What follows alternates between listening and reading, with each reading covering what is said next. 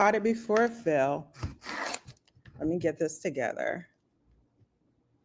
All right, Norman, it's so good to see you. I'll probably add you in a second. I want to say hello to everybody on Facebook and on YouTube. We are live on all three right now. And let me go ahead and get set up here. I'm giving people a chance to come on in. Today, we're going to be discussing Love and Basketball, directed by Gina. Why is my brain like, I know her name, Gina Blythewood. Let me just make sure. So come on in.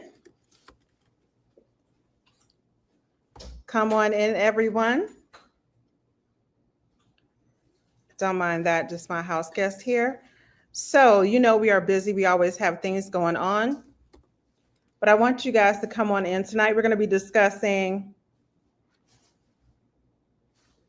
Gina Blythewood, but I don't want to disrespect the sister by not putting her name in correctly, because I do want to give her a shout out. Because honestly, when we think about Love and Basketball is seminal to the culture. And when I'm talking about the culture, I am definitely Gina Prince Blythewood.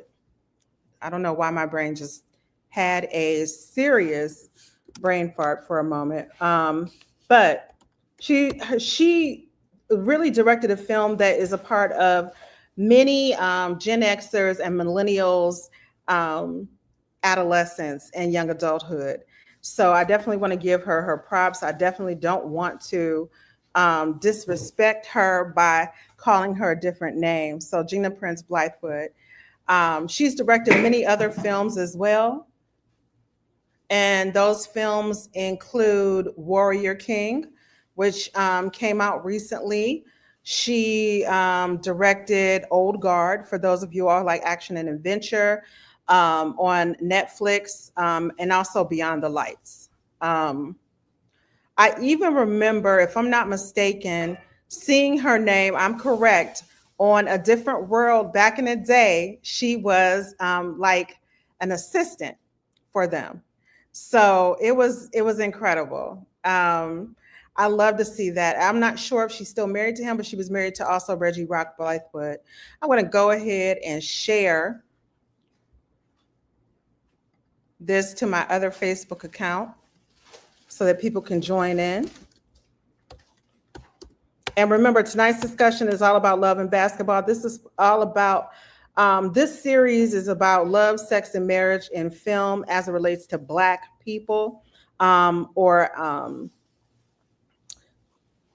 when I say Black people, I'm not just talking about African Americans, I'm talking about the entire diaspora. So what we're going to be discussing is things like, is the portrayal adequate? Hey, Brandon. Glad to see Brandon on joining us here as well. Brandon is my assistant, my esteemed assistant, and we're happy to have him here. So, I want us to start talking about, she also directed Woman King. So I do want us to start talking about this. It's 7:06. We'll give our latecomers just a few minutes to get in, just 3. I want to check in with everyone. We haven't done a series like this in a while. But this series is all about love, sex, and marriage as it relates to Black folks throughout the diaspora. So that means Black folks all over the world. I did a poll on my Facebook page, Najaa I. Young, for those who are watching, and everybody overwhelmingly wanted to discuss love and basketball. So love and basketball it is. Now, I'm going to be completely transparent with you all. All right, and it's 4 p.m. for Norman out there on the West Coast. We're still so happy that he joined us. That's my friend. We used to work at the nation's oldest African-American theater, which is located in Cleveland, Ohio, and that is Caramoo House. We were in a theater outreach performance series, and he acted in numerous productions. I was the assistant to the director, then I became the director of Tops. I wrote original projects for them, and we toured throughout Northeast Ohio, performing for children and young adults, and it was an incredible time. So, and it was many moons ago, because some of the people, I'm like, when I talk to these people, I'm always telling people like, oh my God, you remember this one? And they're like, yeah, they were a baby. I'm like, child, they are going to college, and we're all tripping, right, at the same time. Shoot, my friend, another coworker of ours, her son just graduated from high school, and I'm like, I remember when this baby was brought up there in a car seat and was brand spanking new. So it's always a trip right there. But again, tonight we are talking about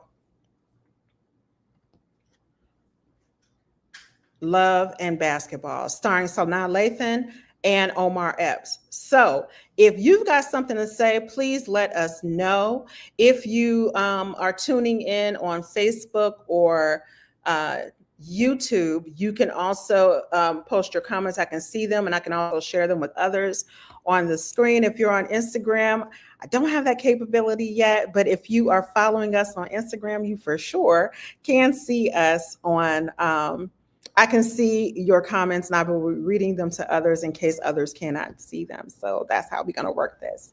Again, Najaa Young here. I'm a writer, director, and a producer living here in Atlanta, Georgia. And the reason why I want to do stuff like this is because representation matters.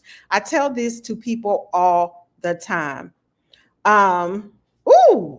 143 Wisdom is setting it off right now. She said, was Love and Basketball a love story, or is it a story of settling? So let's get into it, because that is exactly what we want to talk about right now. Love and Basketball, of course, directed by Gina Prince Blythewood. The film itself was written also by Gina Prince Blythewood. And as a person who's written a feature film and has worked on numerous sets, from feature films to short films, music videos, documentaries, and things like that, it is no easy feat. So if you are looking for us to sit here and just trash the sister, that's not what we're about here. It's about we're gonna uplift one another. There's too much negativity in the world, and quite frankly, if you all knew how hard it was to make even a short film, you would have to stand up and give a sister flowers. Nothing is perfect, and I'm sure having years. The film, I believe, came out in 2000. Having 25 years go by really changes one's perspective about the film. And when you're younger and you're viewing something, you have a different feeling about it because you have a different frame of reference. Yes.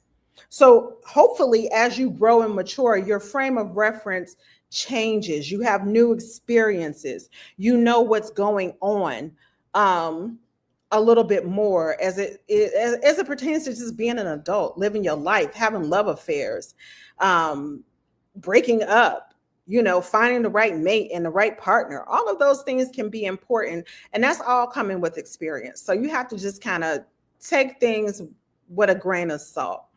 So as we evaluate Love and Basketball, those are the things that I want us to be thinking about. Now, Love and Basketball is, of course, a film about Sanaa Lathan. She is a basketball player. She moves with her family to a neighborhood. And I'm just really, you guys, I'm giving a summary.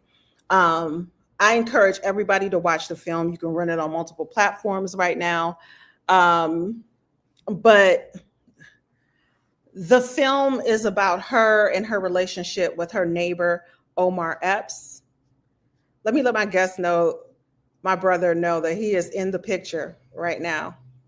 All right.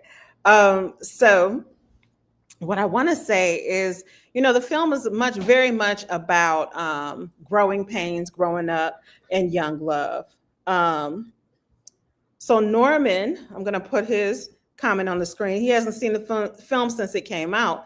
To me, it's a woman's journey through life and love, and basketball being the backdrop to the narrative. It was from a woman's perspective, in my opinion. Sanaa Lathan's character was trying to find herself as a woman and an athlete. To me, I completely agree with you. The film is very much about Sana Lathan as the protagonist. Now, when I use the word protagonist, from those of y'all who are like, look, what's that? Or I haven't heard that word since I was in school. Protagonist is the person who the story centers around. Everything. So in my work, you all will hear me talking about story structure quite a bit. And Norman, you're in film school right now, buddy. So I know you're going to hear this often. So I'm going to reiterate a few things that I'm sure you're hearing now as you are in classes. And for those of you who don't know who are joining us, I'm also, hey, Shannon. I'm also a former professor of film and entertainment studies here in Atlanta, Georgia. I've been working in higher education as a professor, teaching digital media, film, screenwriting, producing, and After Effects, all those things, including editing, for the last 10 years. I recently took a break just to build up my own company and my own clientele here in Atlanta, Georgia. So the stuff that I'm coming up to you all with, I'm coming from an educated point of view and coming with a background studying film and being a filmmaker myself. My feature film, Blood First, you can watch it on Tubi right now. I have several short films, music videos, award-winning short films, and things that I've done over the past 20 years. So if you feel so inclined, feel free to look me up. Hey, Kristen. Kristen says, I hate to admit it, but I've never seen this film. Christian, I think we might have to check your black card, brother. He's one of my former students, just like Brandon. So the fact that you've never seen the film is saying a lot. I think you need to watch it. So again, let me go back to the summary of the film. The film really centers around Sana Lathan's character, and her character moves next door to Omar Epps. Her name is Monica. His name is Quincy. And it starts from their childhood. Kyla Pratt plays Monica as a child or a young adult. And it's a fantastic movie about growing up and discovering who you are, learning to be competitive, learning to believe in yourself. One thing I do like about the film is I like the fact that she was a female athlete. You don't often see films with that star female athletes. Not in America. Certainly not about African American women. We have some documentaries that are out there, but really I'd say the subject matter is overlooked. If I'm incorrect, please feel free to chime in. But in my experience, we don't really get films from that perspective. Also written and directed by a Black woman. So I think that's important to note. And the reason why I'm pointing out written and directed by a Black woman is because, remember, representation matters. Representation absolutely matters. So if you don't tell your own story, someone else will tell your story. And quite frankly, they never really get it right. I've never seen people get it right. There's always something missing when the person doesn't come from that experience. And I'm a person, I've directed films that starred all different types of people from very diverse backgrounds who were non-Black. And the story that I was telling was not centered on one's ethnicity, if you will. So any ethnicity could have played those characters. But in a film like Love and Basketball, their community, their families, the culture was very much a character within the film. So that means Blackness is a part of the film. And the fact that they both came from Black upper middle class backgrounds is also something that you don't really see in films made around that time period, right? Thank you, Saria, for pointing that out. And thank you for joining us from Indiana. The fact that they were both upper middle class families is also something. And they attended college. Another thing you rarely see in films about Black people, about Black athletes. in particular. And again, having that female point of view is another thing. It's a female point of view. Okay. These are things that if I'm talking about the strengths of Love and Basketball, those are all strengths. A plus, A plus for Gina Prince Blythewood. So Norman says at the time this film came out, African-American female directors were small but emerging.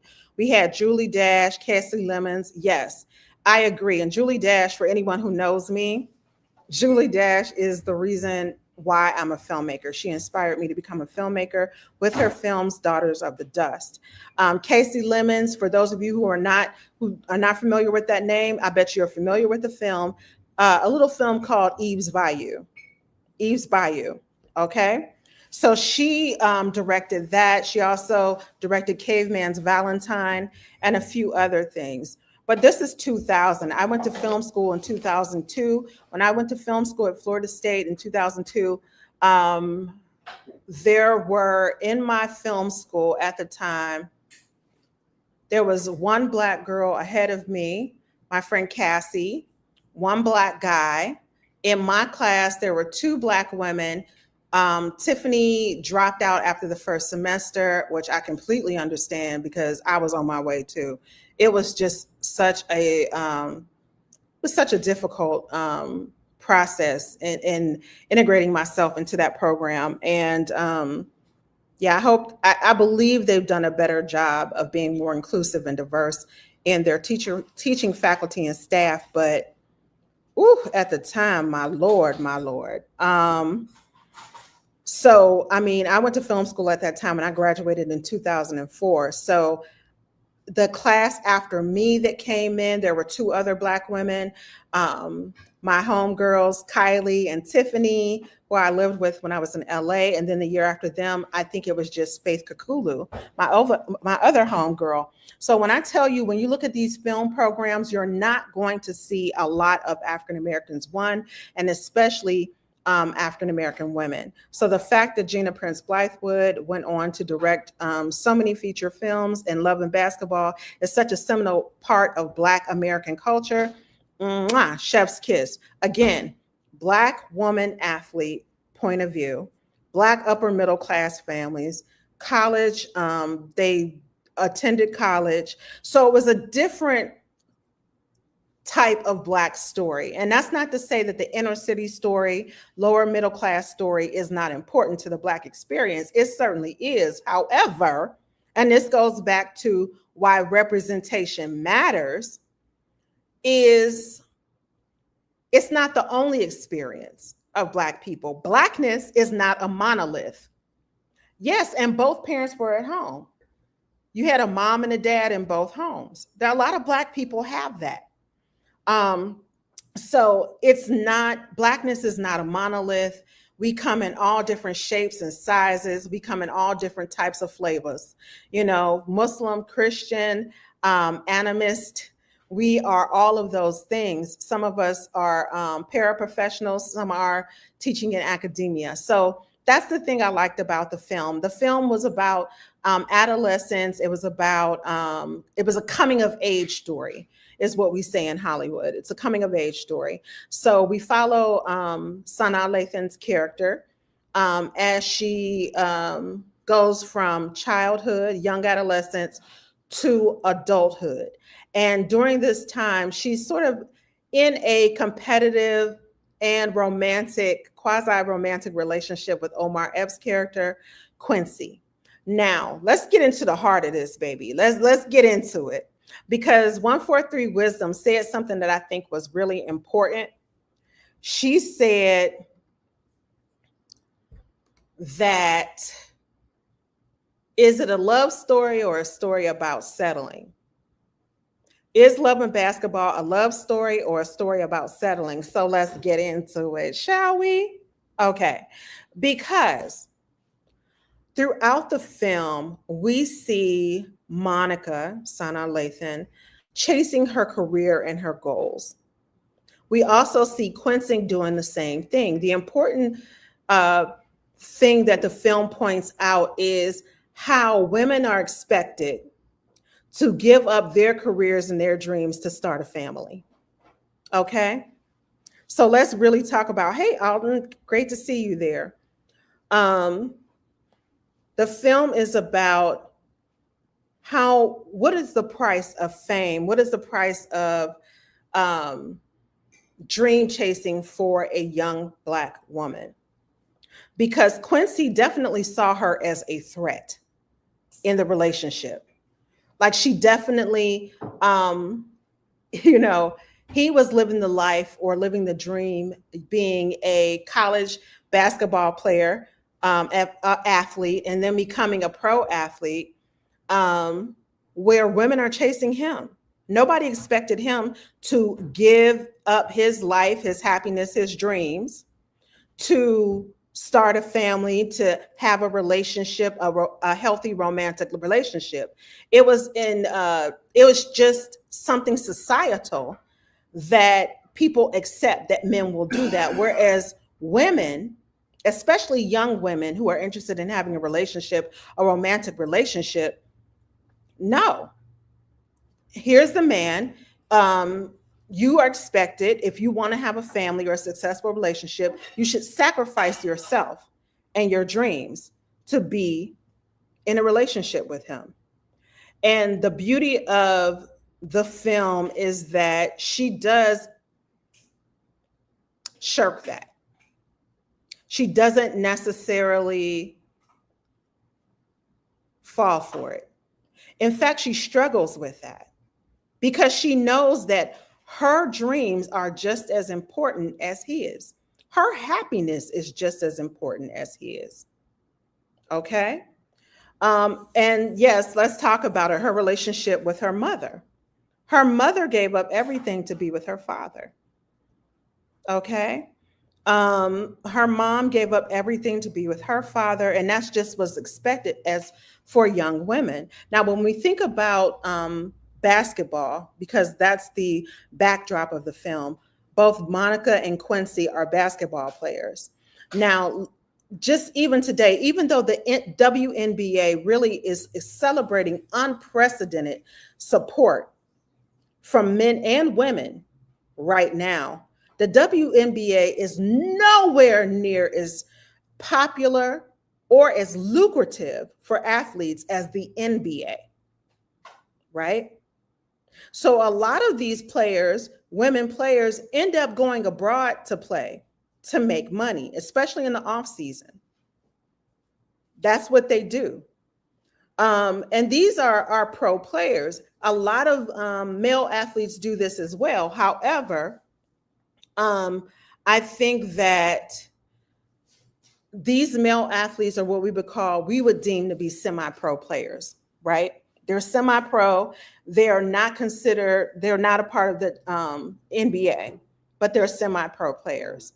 Okay. The NBA has a certain number of spaces available. It's a cap. It's a lot of people that are pretty good. So they go abroad, they go to Europe and they play. Well, if you're in the WNBA, hello, hence Brittany Griner, you're in the WNBA, you're in the professional league, but in order to make a competitive salary, you have to go abroad to make more money. Now, we have seen their salaries increase, but we watched this happen to Monica even in the film. Okay. And 143 Wisdom says, yeah, women definitely get paid more overseas, and they also play in they play in other basketball leagues that are considered semi-professional, like ABA or D League. For fun fact, I played college basketball. Also, fun fact, I sucked. Our coach was my sorority sister. She was new to Chatham University, and at the time it was Chatham College for Women. And they were looking for basketball players. And this poor woman assumed because of my Blackness that I could be shaped up into a basketball player. Child, I was not about that life. It damn near killed me. And I was like, I'm like, this is not me. This is not what I'm about, right? But again, so Blackness isn't a monolith, and your girl cannot play basketball like that. But I also played basketball, oddly enough, in elementary school. I was on the basketball team in Cleveland, Ohio at St. Adelbert. the mighty Blackjacks. We were the Blackjacks, okay? And guess what? I still wasn't good then either. I rode the bench, but I just wanted to be a part of the team.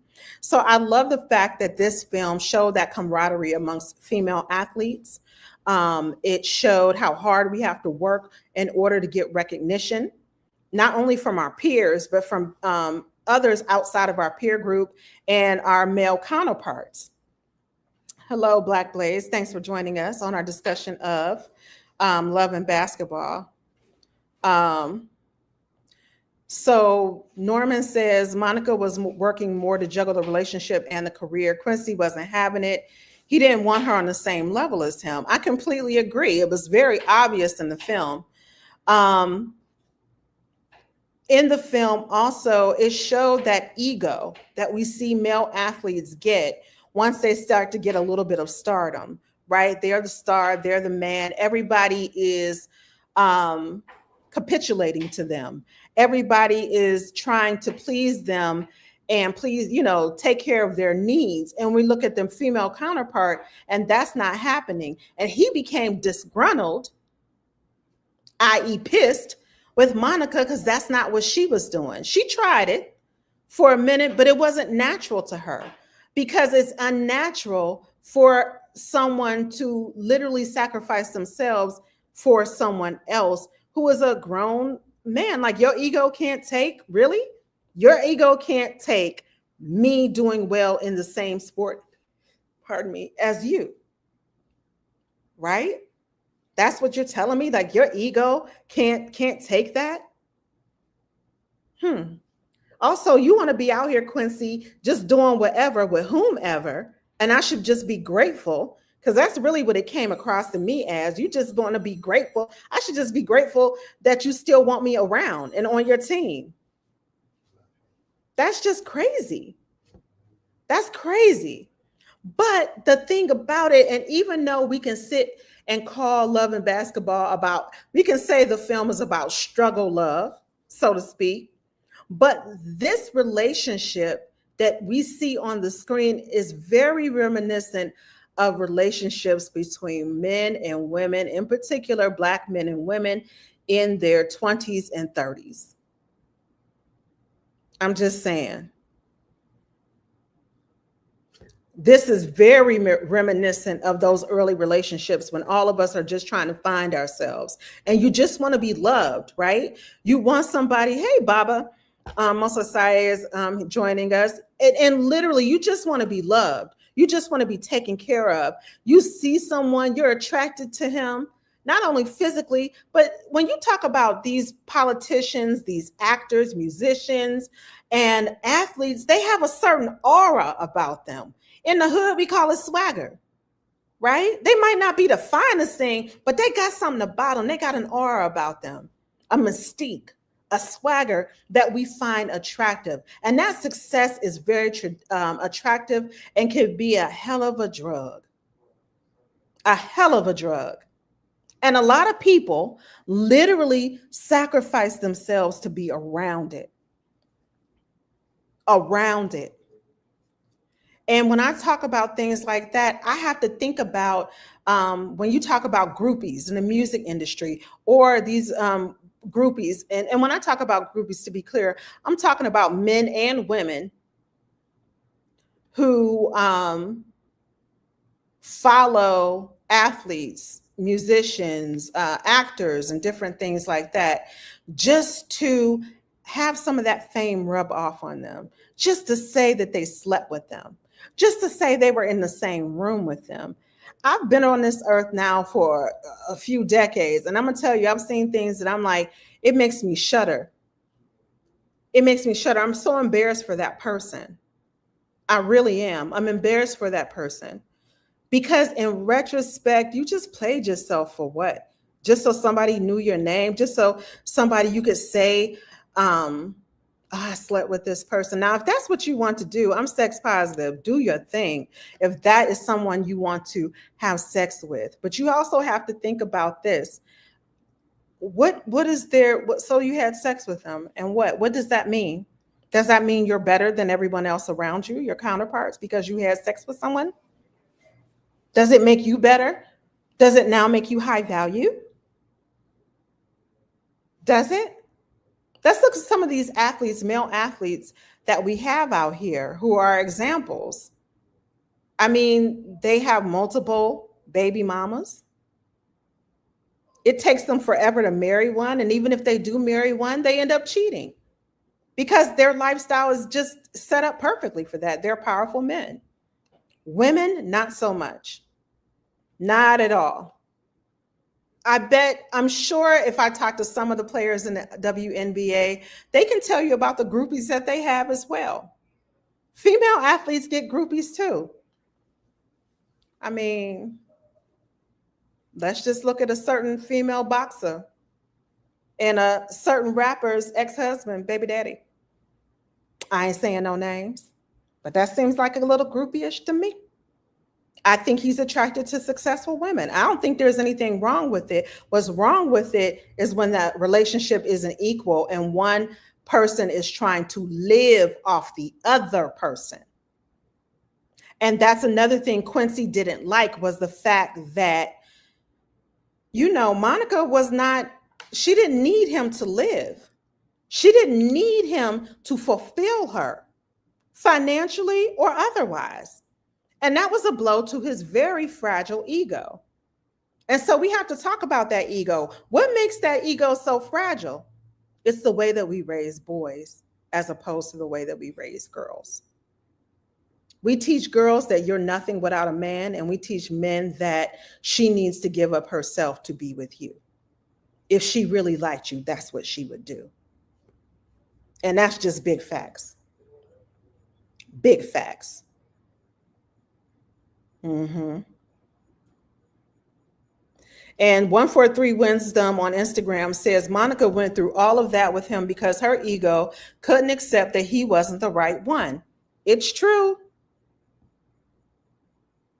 He married her because he knew she would never leave him. They were both victims of ego. Very good, 143 Wisdom. I have to agree. Very, very good assessment, analysis. Both of them.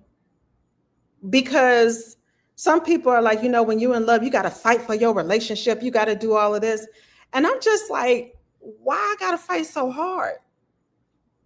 Why do I have to lay on my sword? Are you serious? Male or female? Are you serious that this is what love is about? What are we doing here? What are we really doing here? What are we teaching those who come behind us? Love is a fight. And we should be fixated on people who don't really want us. Quincy didn't want Monica as she was. Hello. Look at me spilling water. Quincy, that's right. Love equals respect. And so we're not respecting one another. Where's the love? If we're not respecting one another, I ask you, where is the love?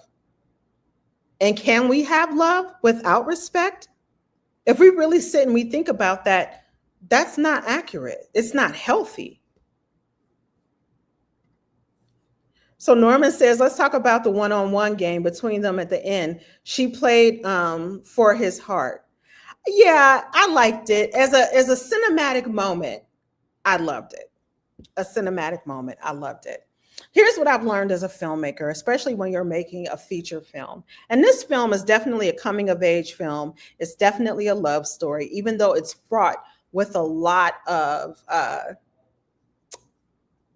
don't want to say mistakes. It's fraught with a lot of ups and downs, right? Mountains and valleys. However, as a cinematic moment, that whole culminating moment when they have this basketball game for each other's hearts and stuff like that. Beautiful cinematic moment. And you need those moments in films too, because it tugs at the heartstrings. It gives the film, it heightens the emotional content of the scene. It heightens the emotional value of the film. Film is very psychological, and that's the way I teach it. Okay, it's psychological. The reason why we love or hate a film is because we either identify with the characters and invested in their stories, or we don't. Plain and simple. Plain and simple. Okay. So, what is going to make someone love and identify with Monica? It's the fact that I've been in love with somebody who didn't necessarily, you know, I was in love with the boy next door. And in my case, not necessarily next door, but a few doors down. We've been there. We grow up in these neighborhoods. You have a crush on somebody. He's not paying you any attention. Then you finally get to the adulthood or young adulthood, and this might be your first kiss. Or you finally at the age where you all are flirting with each other and you can do a little something, something, right? And now we start saying, I'd do anything to be with that person. I would do anything to be with that person. I'm going to do anything. I'm going to do anything, anything. And then we have to learn the hard way that doing anything just for someone's love and attention is not the way to go. Because it can often lead to abuse. You're abusing yourself and you're allowing someone else to abuse you. Yes, very, very much so. 143 Wisdom and Brandon say he was just like his daddy. Quincy, played by Omar Epps, was just like his daddy. You know what? His dad definitely cheated on his mom, right? And so it does shape your relationships on love. I mean, it shapes your relationships and your views on love. But I also want to say this. I know for some people, that makes them very much anti-adultery because they watch their parent being cheated on. And for other people, they just go and they watch their parents sort of just sweep things under the rug or what have you, or maybe they do get a divorce and it kind of, puts a bitter taste in their mouth. And some people, it makes them skeptical, pessimistic as it refers to love. Exactly, Mo. It definitely. Hey, Maria, we have the author Maria Bomani here. Look for her book. She got another book coming out soon. Also, looking for my brother Mosasaye's book. These are authors in my community whom I love, my God brothers and sisters, and all these people. I'm so blessed to have you all in my life because it's the creativity for me. But anyway, it very, very much is about love and relationships. And you have to learn I don't care how loving a relationship is, the relationships that I see, honestly, that work for decades is people have a certain level of autonomy and they're respected as individuals. My parents were married or together my entire life, and they weren't going anywhere. But my dad liked what he liked. He did what he did. My mother, the same way. My mother was opinionated. She raised me to be opinionated. My father raised me and respected me and my opinions. And he didn't raise me. I wasn't raised to lay down and sacrifice myself in the name of love or in the name of a relationship or some man. I just wasn't. And it's not that I don't believe that it's not that I don't believe in love. I do. I believe in love. I believe in relationships. I believe in Black love. I love it. But I also know that I don't have to hurt myself in order to have love. And I don't want to hurt the other person either. Right? And so at the end of Love and Basketball, we have Quincy, who is injured on the sidelines, and he's taking care of their child. They're together. They're married. He's now supporting her. He's her support system. Again, this is something that we're looking at that we rarely see, if ever, in a motion picture film. This is something we rarely see. We rarely see it. It doesn't matter the color or the ethnicity of the couple. We rarely see this type of thing.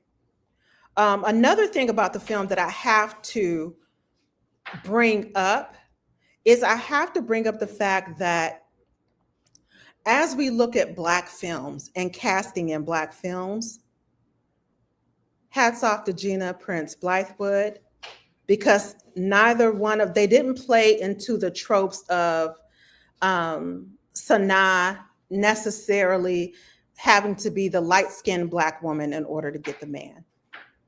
Now, we're not talking about who he cheated with. Okay, we're not talking about that. But we're talking about who he ended up having a relationship, a marriage with. Because when we look at Black films, and we are going to have to discuss some uncomfortable things as we discuss love, sex, and marriage in Black films, we are going to have to look at and explore colorism. Because I have to say, it's so prevalent.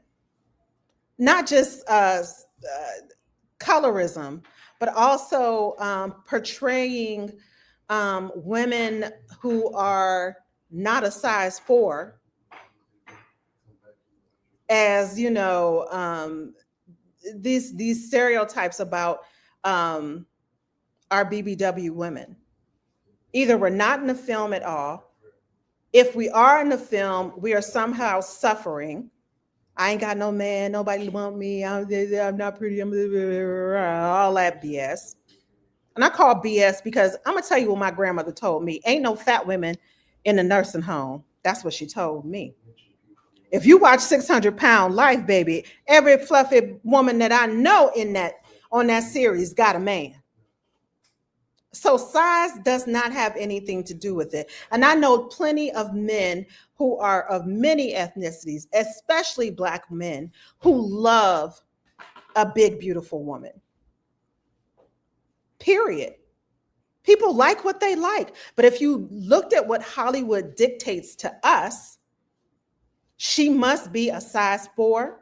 She must be of ambiguous race and ethnicity, meaning she's something. She Blackish.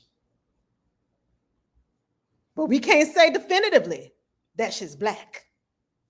Hello? Okay. All right. And she's always the love interest for the man. Now, the man, especially nowadays, he's tall, dark, and handsome. He can be dark skinned. I'm still waiting for my time in Hollywood. Hello. Lupita is about the closest thing. Lupita, Sanaa, but Lupita, even with that, when we think about it, Black Panther, one of the few films where we see these relationships. When we think about Sinners, people actually were sitting there going, I thought that other chick, Smoke's woman, I think, Elijah's one, I thought that was his mother. And the reason why you think that is because you rarely see a Black actress who is definitively Black in her physiognomy, her facial features, and her skin color, who is not a size 4, who doesn't play the quote unquote maternal or mammy character in a film. Exactly. Most of the society said that's why I liked Fat Girls with Monique. Okay? Because we rarely see that. It confused people when they were sitting in the movie theater. They said, wait, that's not his mama? I'm like, that woman don't even look old enough to be his mama. And that's part of why I loved that film. Because it really did break down quite a few things. And if we look at Love and Basketball, it did the same. Because it did not repeat certain tropes. Now, it's a film. Love stories are always drama, y'all. Now, the way we use drama is we are talking about there's always some sort of conflict. That's the way we use drama in our everyday speech.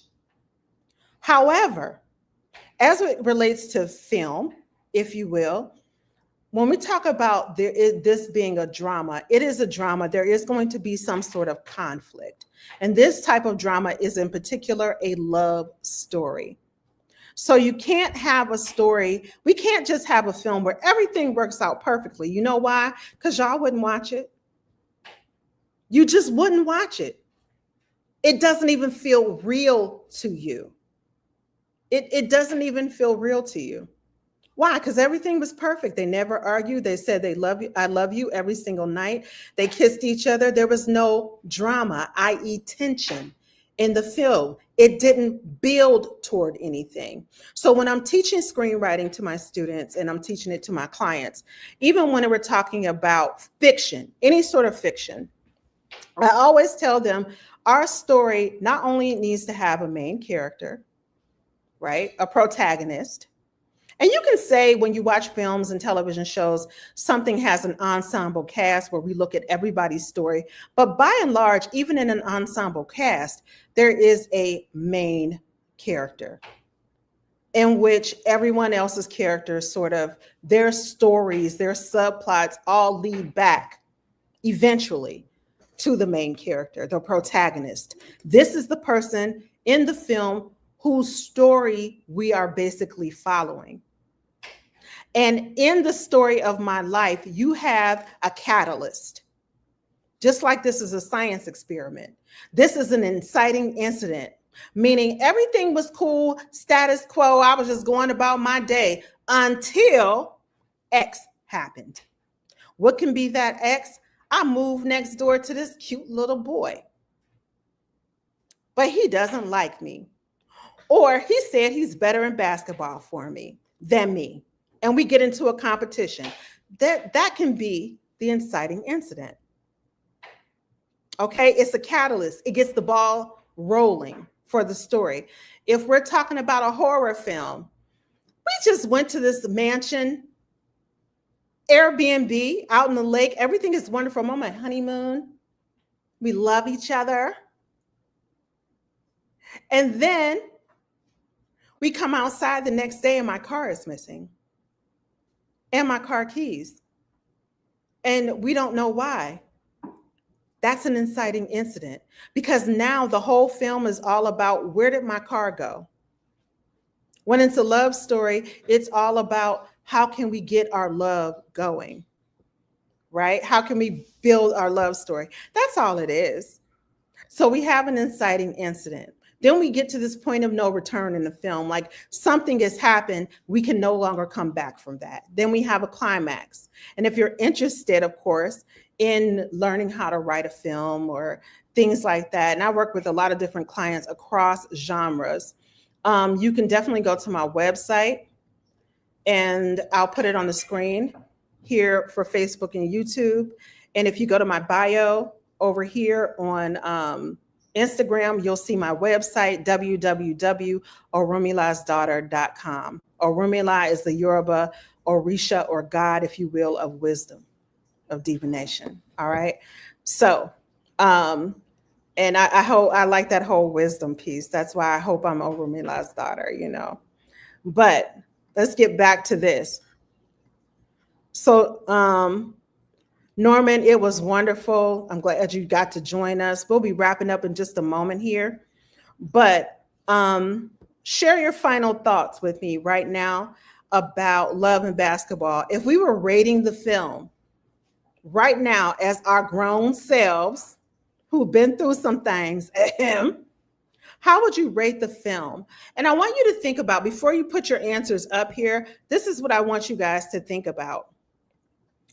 I want you guys to think about, how does the film rate to you as an adult who's gone through relationships? Is it the type of film that is an honest portrayal of what young love looks like? Coming of age, young love. If you had to rate the film as far as the acting, what would that look like? Oh, they got married, girl. They had a kid. She played in the WNBA. That was the ending, 143 wisdom of the film. And he was injured. And because he was injured, he became the supportive husband. If he wasn't injured, I guess my thing is would he have actually become the supportive man that she needed in her life?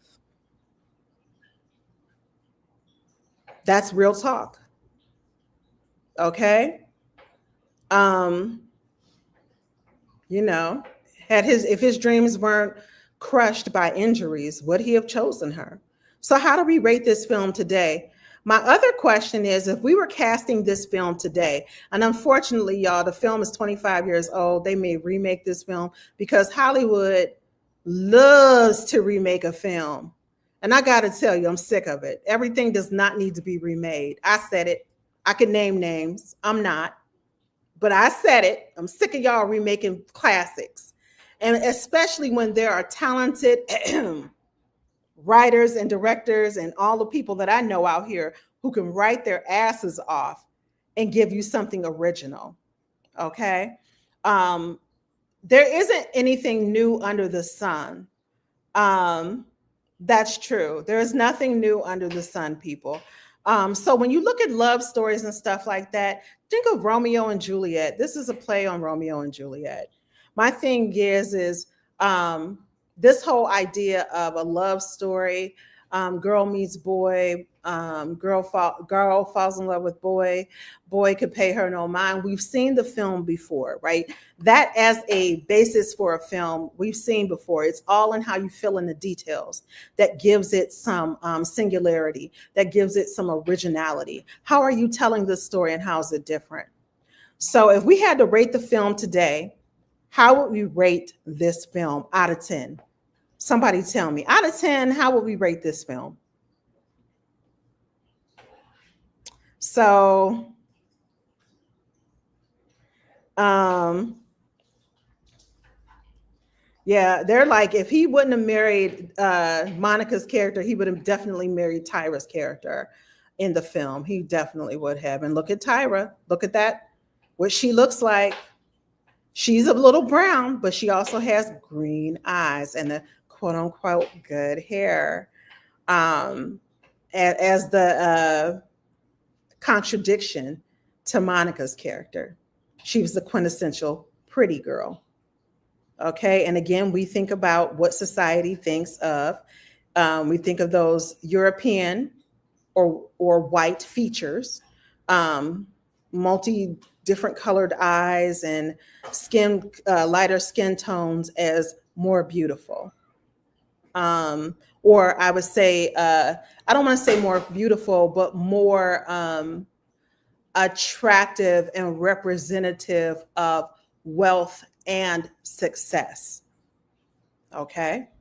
Not that she's actually more beautiful, but that it's more attractive from a standpoint of it being representative of what society thinks is beautiful, closer to European standards, and representative of my success as a man, as a quote unquote successful Black man. Okay. All right. Shannon B. Life says, even though the film is entertaining, it's a very entertaining film, high quality. It has problematic themes, but she would give it a 7 to 8 overall. Most Asai says that he gives it an 8 to 10. I myself, I'm thinking about it. I would say the film sits pretty firmly at like 7.5, 8 for me. I think the acting is great. I think even those little problematic areas in their relationship, I think that it gives the film enough tension and something to bite into. You want a film that makes you think afterward, people. That's what I think. I think you need a film that makes you think afterward. Tell me this: do you think in real life Monica and Quincy would still be married? I don't know about that. I think if Monica and Quincy were a real life couple, they would have been divorced or be divorcing right about now. Yep. I do not think they would be together now for a variety of reasons. I see Instagram agrees with me. They're like, yeah, I don't think they would be together either. Listen, thank you all for joining me. Please, please, please, please, please, if you like the programming that I give you all on these platforms, go to my Patreon, patreon.com/NajaaY. And please donate there, become a member. I'm going to have exclusive content for my Patreon members, and you'll get to see all the cool stuff that I'm working on. Some things I'm like, I can't talk about it yet. So you will be on the inside track. There is a level of membership for absolutely everyone, but starting at $2.99 a month. That $2.99 a month actually assists me and helps me to put out content like this, and to help others. I like to pay it forward. So I mentor quite a few young filmmakers and things. I like to be able to offer them free admission to some of the stuff that I'm doing. And this is a cool way to offset some of that stuff. So if you believe in independent film and you want to see independent voices, please go ahead and do that. Thank you, Brandon, for putting that in Instagram right now. Thank you for putting that Patreon link there. Thank you, Brandon. He is the perfect assistant. I love it. So next week, what film are we going to discuss? I think I want to go even older. I mean, I really do. I might want to talk about, I don't know, Claudine, or another old Black classic film. Claudine starred Diane Carroll and James Earl Jones. Her man was James Earl Jones, but she was a single mom. She was on welfare. And she talks about how the system is unfair and was created to not support families, and especially families in need, specifically Black families. So if you like what you see, and you want to learn more about filmmaking, you want to learn about screenwriting, or if you're an author and you're looking for someone who does copy editing and deep line editing and can help you find your voice regardless of the genre, whether you're a fictional writer, whether you need a speech written or you need a screenplay written, or you want to write your own screenplay, I'm here to help you. www.arumalazdaughter.com. Thank y'all so very much. Thank you so very much for joining us, and I want you to have a wonderful evening. Bye.